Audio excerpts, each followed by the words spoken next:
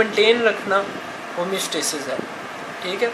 Internal environment, जो body का आपका एनवायरनमेंट है अंदर, उसको मेंटेन रखना क्या है, होम्योस्टेसिस, ठीक है। अब होम्योस्टेसिस जो है, क्या इस पे क्या क्या चीज़ें मैटर करती हैं, क्या क्या होता है, ये हम डिटेल में पढ़ेंगे, ठीक है।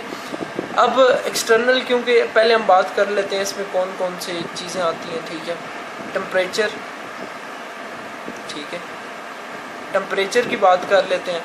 पहला जो इसका है वो टेम्परेचर है। टेम्परेचर जो बॉडी का है वो नॉर्मल 37 डिग्री सेंटीग्रेड है, ठीक है। 37 degree centigrade normal body temperature है, ठीक है।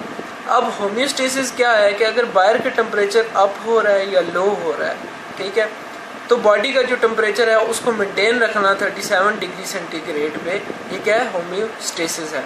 और इसको हम टेम्परेचर को की रेगुलेशन को क्या बोलते हैं, थर्मो रेगुलेशन, ठीक है। ये क्या है, थर्मो रेगुलेशन।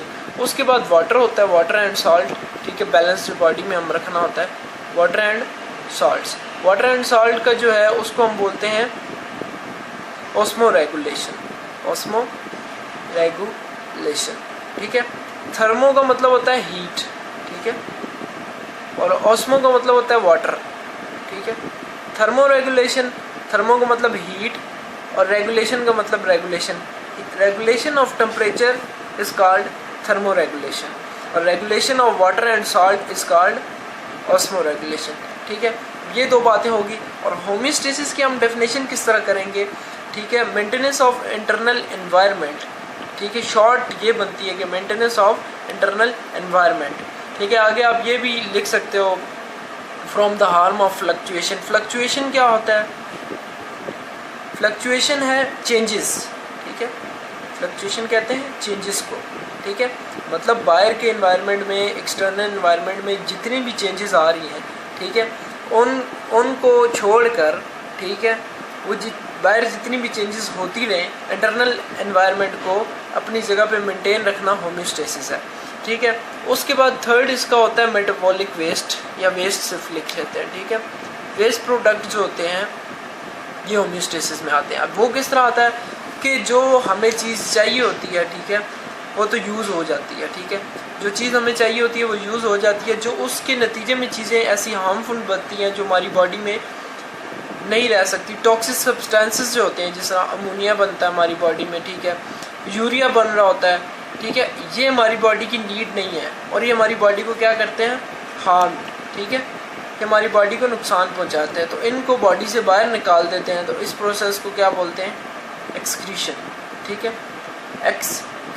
एक्सक्रीशन का मतलब है आउट, ठीक है, मतलब बाहर निकालना, बाहर, ठीक है।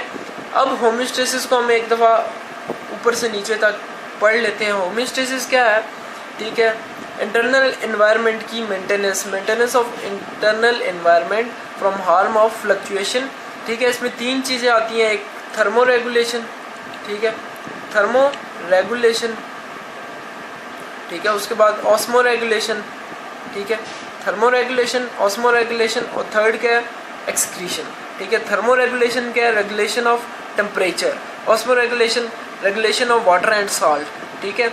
उसके बाद है एक्सक्रीशन, मतलब जो वेस्ट प्रोडक्ट है उनको बाहर निकाल देना, ठीक है।